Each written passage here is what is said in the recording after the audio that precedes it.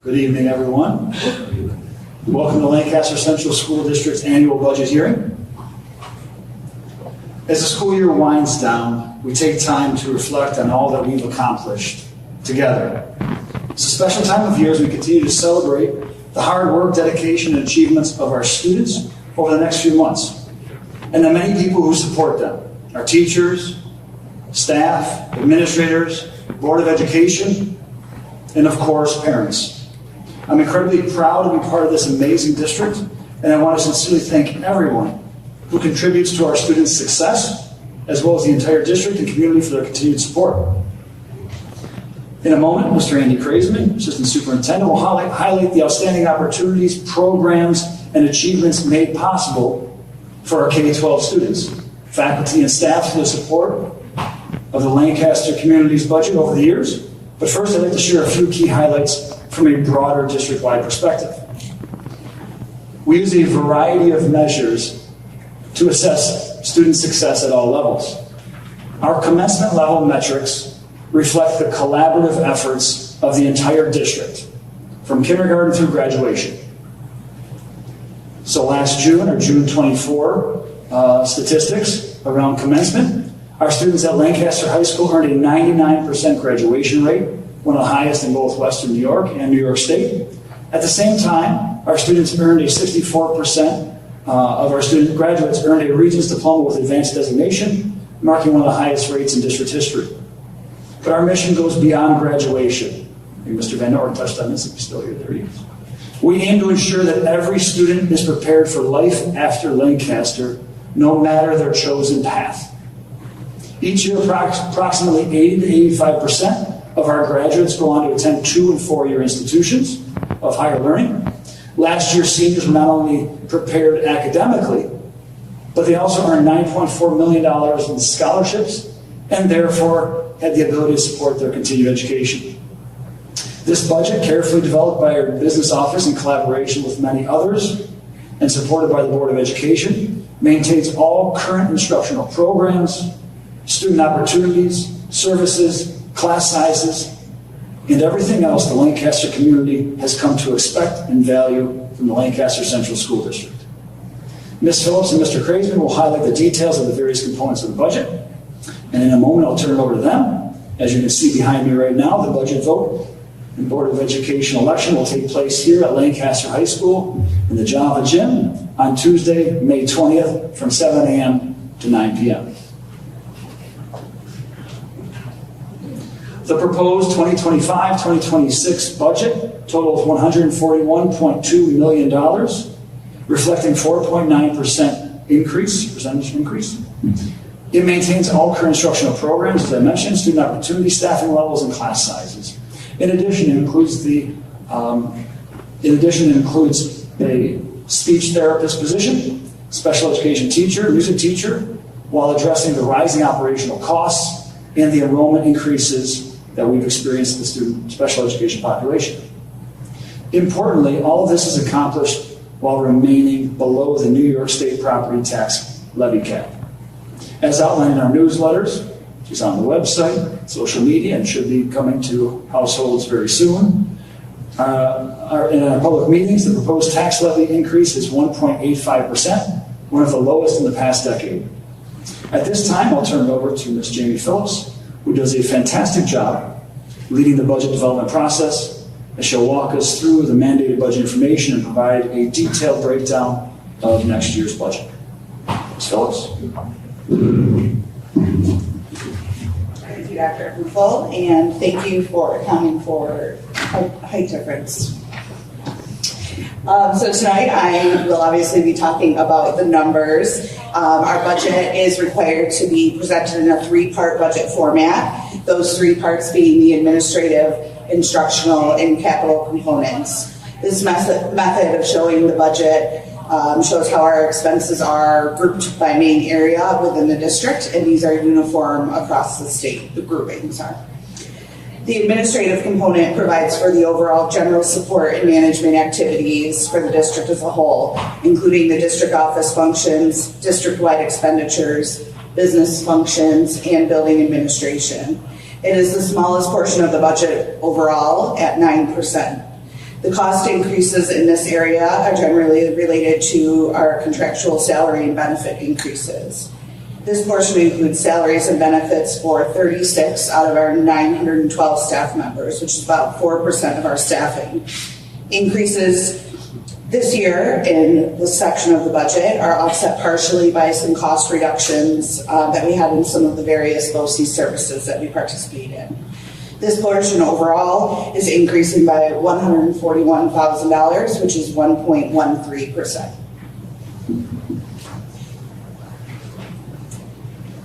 The second component, which is by far the largest component, is the program portion. It is 75% of our overall budget. This portion contains all of the expenditures directly related to the instruction of our students, including classroom instruction, special education, technology, transportation, extracurricular activities, and student support services, so guidance, social workers, library, and the health office, to name a few. This part of the budget maintains all of our current instructional programs. I'm sorry, we've already said that 3 times, so I'll skip that. It includes the addition of 1.2 speech FTEs and a special education teacher position to meet service and placement needs within the district. It also includes an additional music teacher position to meet the current interest levels at William Street School in the music program. It also includes new instructional support stipends for our SEALs of biliteracy and civic readiness. It includes additions of some extracurricular positions and athletic positions, including modified flag football and modified boys basketball, and also some club advisor and coach stipend adjustments. The annual major cost driver in this section of the budget are contractual salaries and benefits for instructional faculty and staff. This portion includes salary and benefits for 782 out of 912 staff members, so 86% of our staffing, along with hundreds of substitute teachers and substitute instructional support staff. The salary and benefits cost account for 53% of the budget increase in this section. Other major increases besides salary and benefits is the special education component of our budget. We've been talking about this for a couple of years, and the phenomenon continues to increase. We're seeing increases in student enrollment and student needs, including tuitions for outside placements and BOCES programs, staffing for our special education programs and related services, and our BOCES services. This also includes transportation to out of district placements as a contributing factor.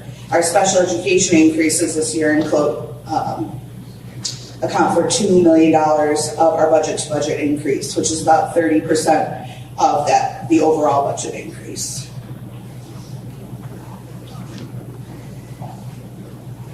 There are several areas in this section of the budget that are offset on the revenue side, in part or in full, based on different ratios that New York State has set up.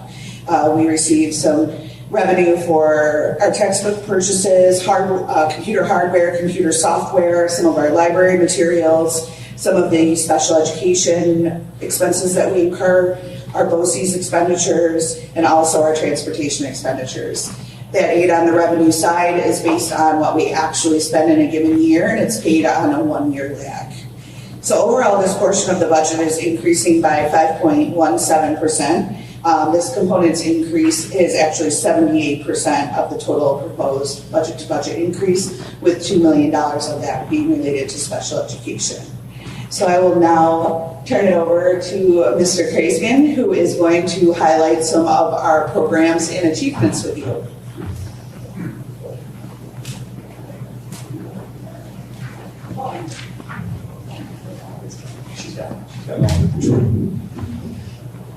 Thank you, Ms. Phillips. Good evening, members of the Board of Education, colleagues, and community members. For the first time, I have the opportunity to celebrate and highlight the many amazing experiences, opportunities, and education our students have here in Lancaster. The instructional side of the budget, as stated earlier, makes up roughly 3/4 of the overall district budget. Most of that is our people. The teachers, the administrators, the staff, all do an absolutely incredible job and make Lancaster truly the special place that it is. Please know that on the papers in front of me, each highlight that I will briefly speak about is represented by a bullet on this piece of paper. And they're no more than 1 or 2 sentences in length. Some of these could have been their own 20-minute presentations. But that being said, I do hope to capture the essence of why Lancaster is and continues to be a destination school district that is second to none. I'll start tonight with some of the district highlights that are a result of the culmination of the hard work and the dedication from our teachers and administrators from kindergarten all the way through commencement.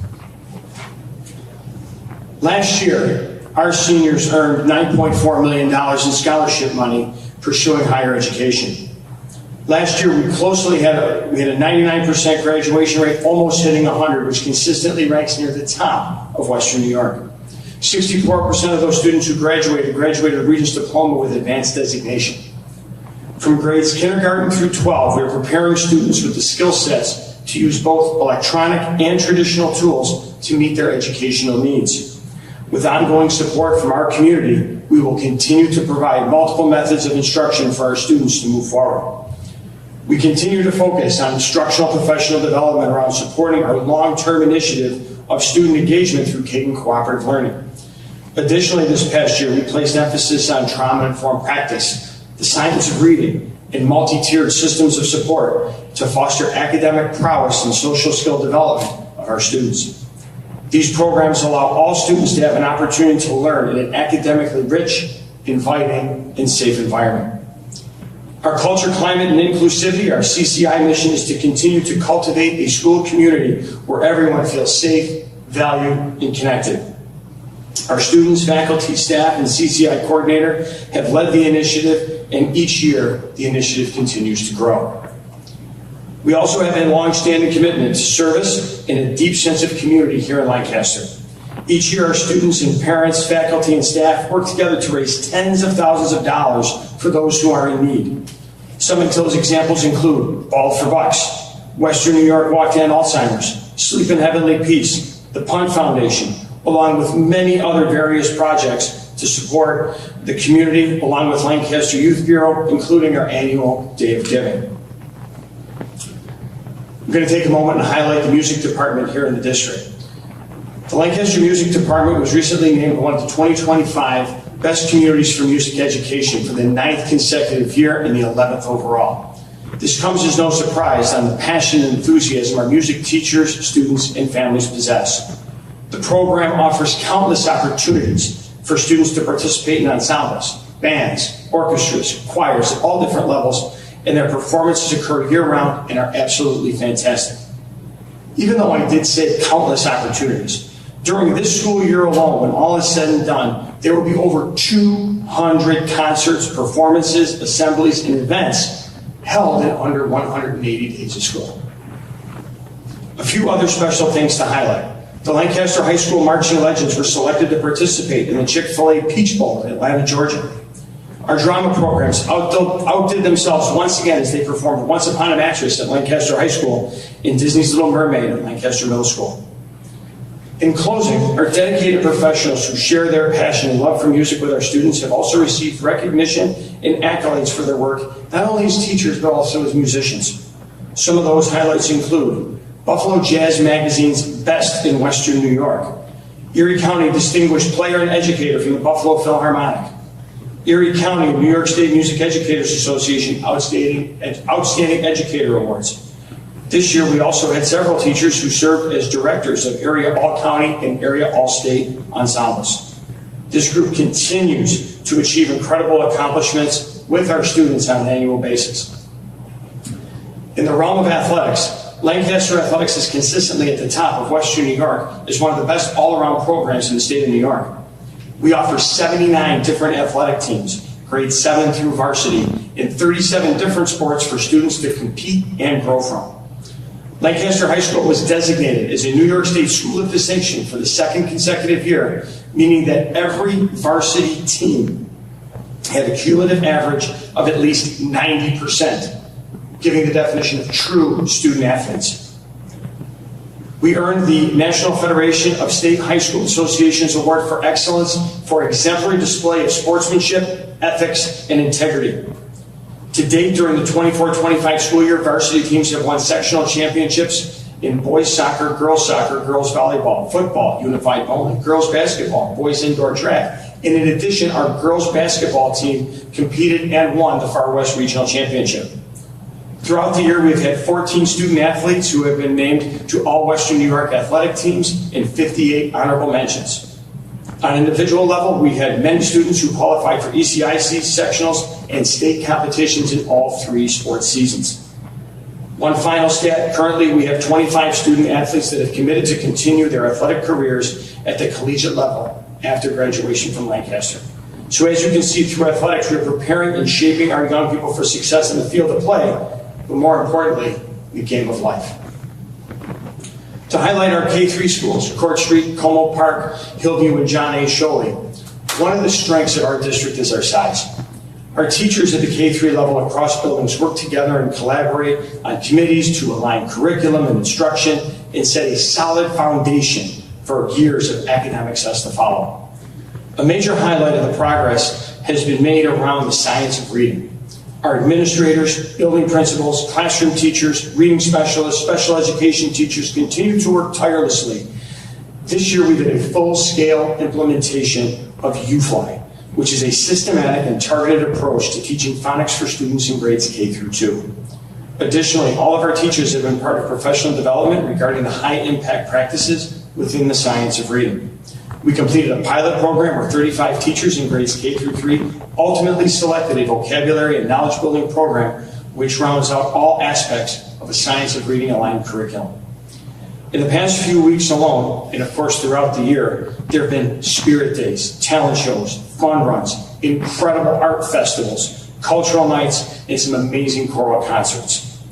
Our English language learning families have been supported in our K-3 schools with several family orientation meetings and social events to help them feel more welcomed into our schools. Students have additional opportunities to participate in various field trips and extracurricular activities such as Good Citizens Club, the Coffee Shop, Character Crew, Peace Bus, Garden Club, and Spanish Club, just to name a few.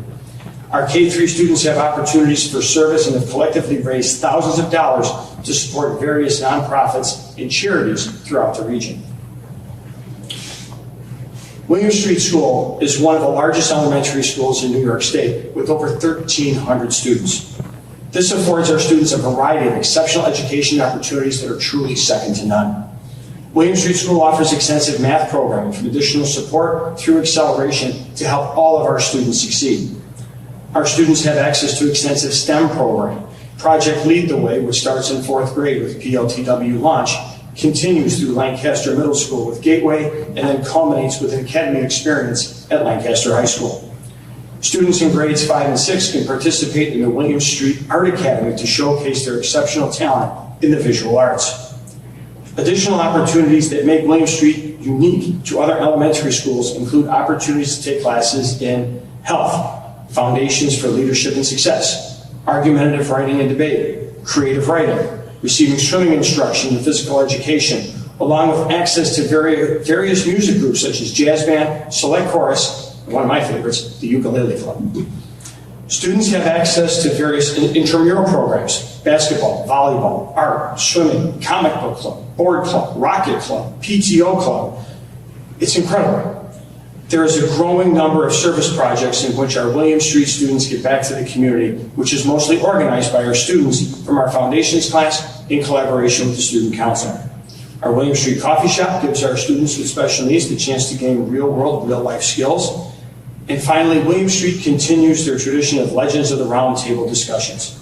These conversations provide students a forum to provide a voice about the culture and climate of the building by providing feedback and suggestions to make the building the absolute best that it can be. Moving on to Lancaster Middle School, students at LMS are challenged to best prepare them for high school. This year we had 160 students enroll in pre-AP English to get them ready for our AP courses at the high school. Next year we are projecting even more students to participate in the program. Lancaster Middle School is one of the few middle schools in New York State to have a pre-AP program for students while they are in middle school. More students have been accelerated, meaning taking high school classes for credit in middle school, than ever before. Just under 70% of our students take living environment, and 40% take Regents Algebra 1 while in 8th grade. These numbers continue to grow as our faculty and staff support our students. Lancaster Middle School offers a menu of 10-week courses that help introduce the career-themed academies at Lancaster High School. Students have access to 20 different athletic teams, 4 different choirs, and 6 different music ensembles. The middle school offers 30 different clubs. I won't list them all, but yearbook club, technology and engineering, ski club, STEM club, drama club, design club, Minecraft club, junior SAD, and so many, many more. Lancaster Middle School Swiss. These are students working to improve the school setting, and our student leaders who are empowered to work to improve the student life at LMS, along with key faculty and staff members. Finally, Lancaster High School Academy of Finance students visit our 8th grade math classes for Mad City Money, which is a fun and interactive way to learn about real life finances and sometimes consequences of bad decision making. Finally, Lancaster High School continues a tradition of excellence. The bar is set high for our students, and they truly deliver. Our students do not just graduate, but through the hard work of our teachers and administrators, our students are prepared for life after Lancaster. We provide many opportunities for students to obtain college credit while simultaneously earning high school credit through the offering of next year 21 advanced placement courses and 32 different dual enrollment courses. Our 7 career-themed academies, Hospitality and Tourism, Project Lead the Way, Academy of Finance, Leadership, Building Trades, Visual and Performing Arts, and Healthcare, provide our students with real-life experiences prior to graduation through partnerships with local businesses and industries. About 70% of the freshman cohort applied for an academy for next year, and we've seen this number progressively increase since coming back from the COVID pandemic. In addition, many of our students participate in career and technical education through the Harkness and Potter Road programs through Erie One BOCES. In fact, this year, 18 high school students were inducted into the National Technical Honor Society for their pursuit of career and technical education programs. The Lancaster High School Student Union was once again given the Gold Medal of Excellence Award from the National Association of Student Council. This marks the 20th consecutive year of earning that distinction. Our Academy of Finance has completed 14 consecutive years of earning the National Academy Foundation's Catherine Vlasic Distinguished Level of Recognition. That's NAF's highest honor. We were one of the first in New York State to offer the New York State Seal of Biliteracy Program.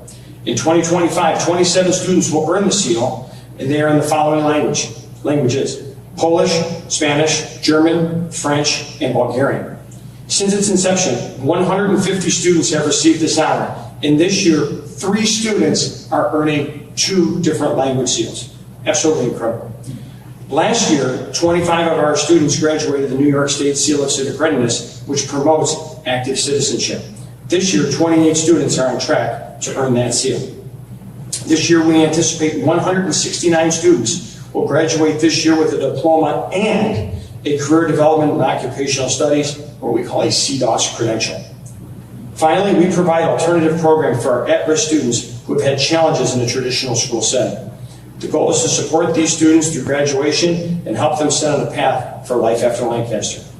This year, we are working with 57 students on their journey to help them graduate from LHS, including what we project 24 students who will successfully complete the program at the end of the year. As I said, and as you can see, our teachers, administrators are truly second to none. I didn't even include all of the different field trips, speakers, assemblies, collaborations, book reading between secondary and elementary students, all of which were organized by our administrators, faculty, and staff. I've provided just a small sample of the multitude of opportunities and experience our students in Lancaster have as a direct result of the hard work, dedication, and love for our students in this community. Lancaster truly is a destination district. Thank you so very much. I'm going to turn it back over to Ms. Phillips.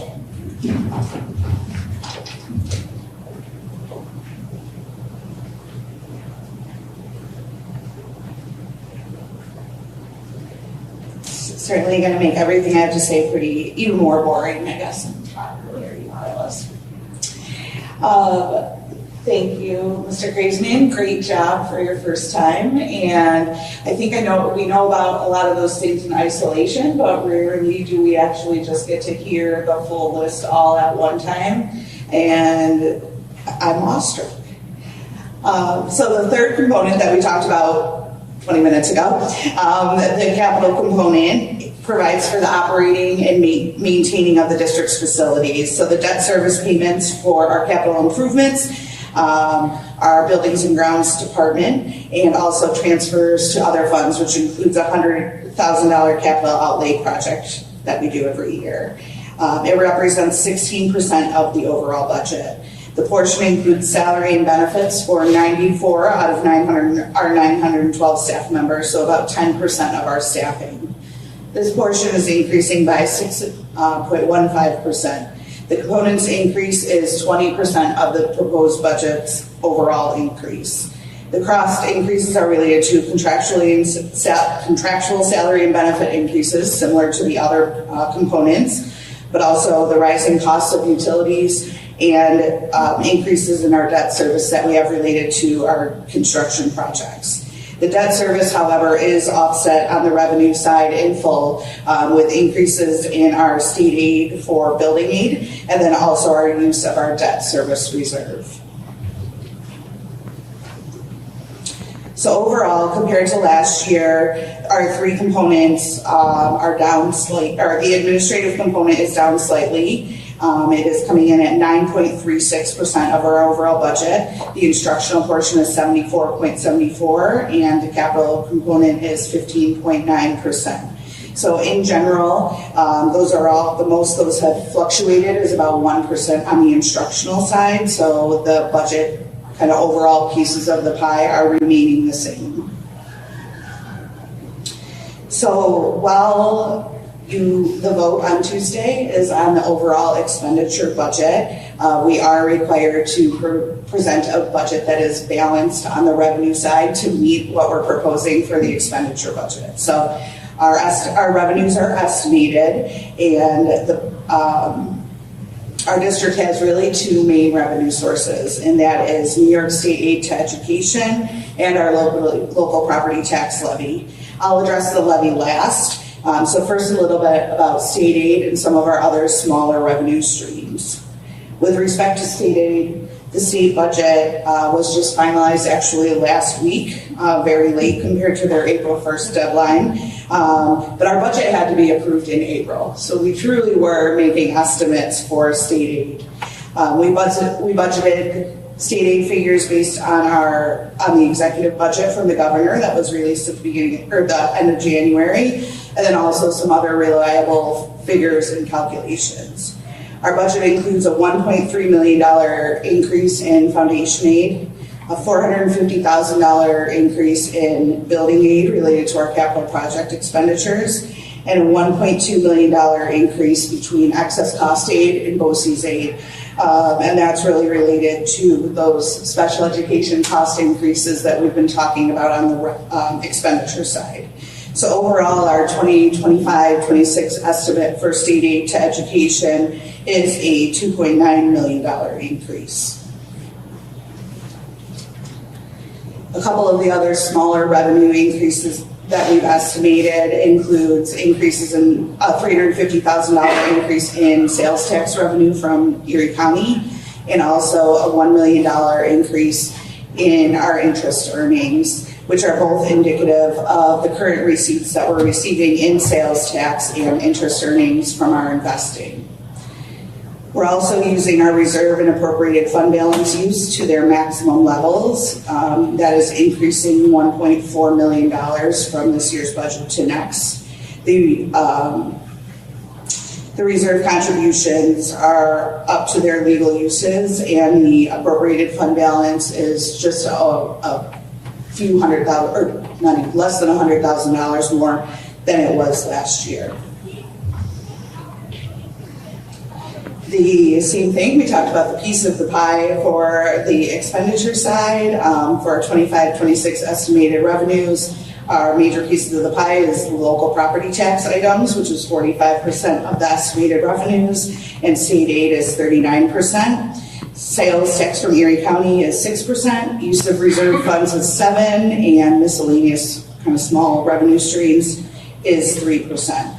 Our property tax, our reliance on property tax on the revenue side is down an entire 1%. And I would say over the last 10 years, that has gone from about 49% to 45%. So the district's reliance on local property tax revenue has decreased overall as an overall piece of the pie. That is in part attributed to increases in state aid, but also our use of our reserves and our fund balance. And then we've really been earning well just with investing our cash, and really that interest allocation has gone from about $80,000 when I started working here in 2010. Mind you, the economy wasn't great at that point, but we're now at over almost $3 million for earnings just from having our money in the bank. So that's great. For the tax levy, our estimated tax levy for 25-26 is $1.1 million, which is a 1.85% levy to levy increase. If you recall last year, we did not increase the levy at all, so that was flat. This is the 14th year of the tax cap legislation in New York State, which is affectionately known as the 2% cap, even though we know it's never 2%. This year, our cap calculation was a total of $63.1 million, so that would have been a $1.8 million increase, or just under 3%. The proposed levy for 25-26 is $62.3 million, so that is about $700,000 below what our tax cap calculation was. So with us being in the tax cap, within the tax cap, the budget vote requires just a simple 50% plus one majority to pass.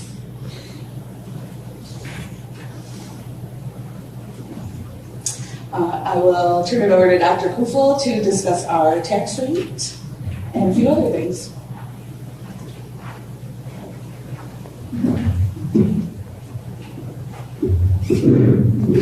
Thank you, Ms. Phillips and Mr. Graysman.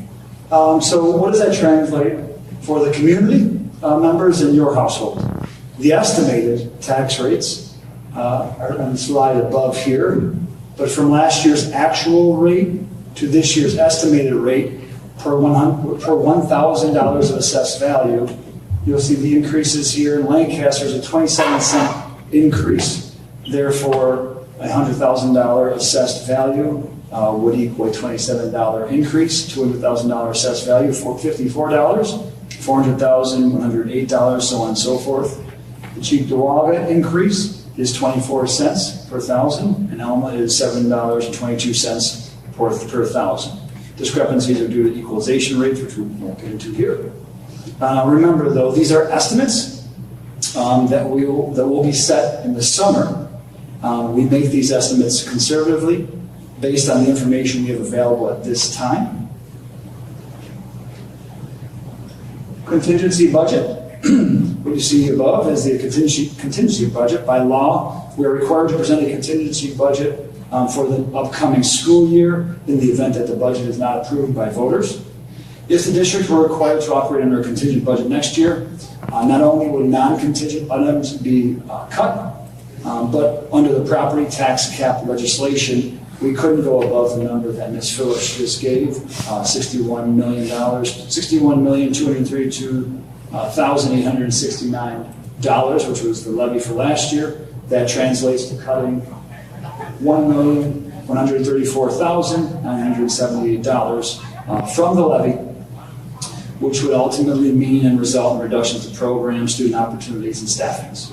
Some non-contingent items include equipment not related to health and safety, equipment not reimbursable under state aid, certain contractual and supply expenses, certain BOCES services, capital outlay project transfer, programs and staffing, including instructional hardware, software, textbook purchases beyond the state aid amounts, the additional proposed, or the budgeted music position, 1.2 FTE of speech therapy, and then the additional special education teaching. Proposed changes to extracurricular position stipends and new clubs and sports would be removed, and then reductions in instructional, athletic, music department equipment, supply, and contractual funds, if operating under that contingency budget. This one should be familiar to our regular voters. Proposition 2, we've been doing this for years. The replacement cycle of our buses. You're looking at 5 replacement school buses, 4 28-passenger school buses, and 1 65-passenger bus, with the cost up there of $999,484, or not to exceed that cost. Important to note here, there is no tax impact on Proposition 2. As a reminder, voters reestablished their school bus reserve a few years back, 2022, and the purchase will be paid in full from that reserve. Ms. Phillips touched on this a little bit. It is possible that this purchase is the last of the fuel-powered buses that we currently have in our fleet, based on the New York State mandate to purchase electric vehicles beginning in 2027. The mandate requires districts to begin the conversion to electric buses beginning in 2027, and to fully transition with no fuel-powered vehicles remaining in the year 2035. Now, as Ms. Phillips said, up until about 5 days ago, this mandate still existed as it was initially signed in 2022. Once the state budget was passed last week, it did include an amendment that allows for up to 2 two-year waivers to delay the start of implementation.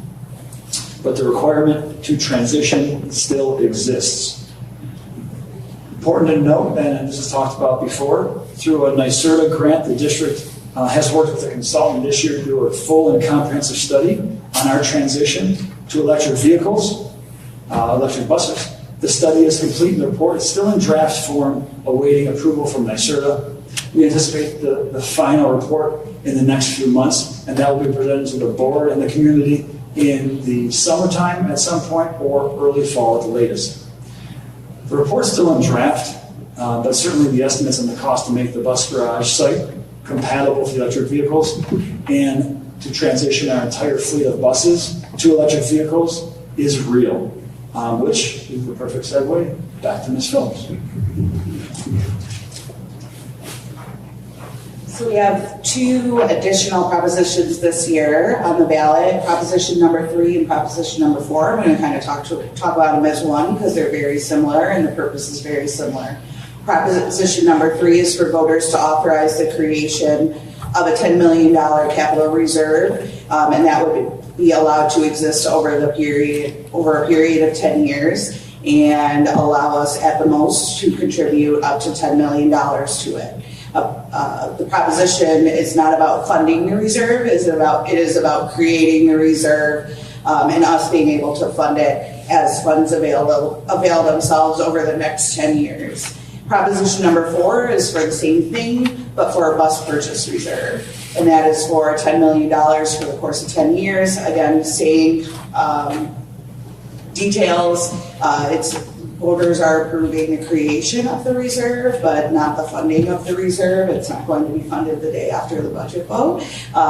Both of these we have placed on the ballot with the electric vehicle mandate in mind. So while the reserves are worded generally, so if something happens with the electric vehicle mandate and we do not need funds for that mandate, we'll be able to use them for other types of voter-approved capital improvement projects and voter-approved bus purchases. But what these 2 do allow us to do is start to save up for the astronomical cost of the electric vehicle mandate and try to do our best to cover as much of the local share that we can, both on the construction side, of converting our site to be electric vehicle compatible, and then also on the vehicle side where we're replacing 80 to 85 of our fleet with electric vehicles over the next 10 years. So I think that, do we need to say anything more about those?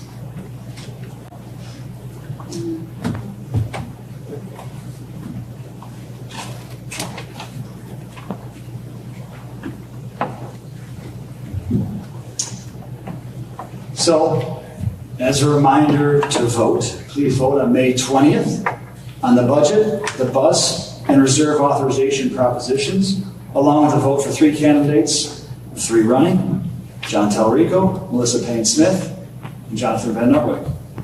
I'm going to go off script just a little bit and say that in my new vantage point, I've given Mr. Kreisman's some version of that, had the pictures in the background, right? And I really enjoyed it and appreciated it from this vantage point. And seeing the picture cycle through a couple times, right? The second time I looked for the things that I didn't see the first time. And when I didn't see the first time, that I know are there, are the people who are making it happen, right? Our administrative team, okay? Our building principals, our district office administrators, our fantastic teachers, okay? Our faculty, our staff, our community, behind each one of those pictures, creating those experiences for those kids. And I have on my paper, there is no doubt that Lancaster is a destination district. You've heard that. But I'm also very proud to serve as superintendent of schools for this fantastic community. And that really brought it home for me, even though I've done it and given it, and it's the words on the paper, but it really jumped out when I saw the pictures. There's been a tremendous amount of support. It's been a amount of progress from an academic and operational standpoint over the last couple decades in Lancaster. That support from the community is humbling and on full display if you walk around any of our campuses, as they're all work in progress and the beautification process is in full display. But I can tell you what happens in our schools and our classrooms is even more impressive than what's happening to our campuses. We appreciate all the support the community has given us over the last several years. I am hopeful we have the community support on May 21st. And at this time, we'll conclude and open up for questions and comments. If you have any questions or comments, please come to the mic, state your name and address. Otherwise, thank you very much.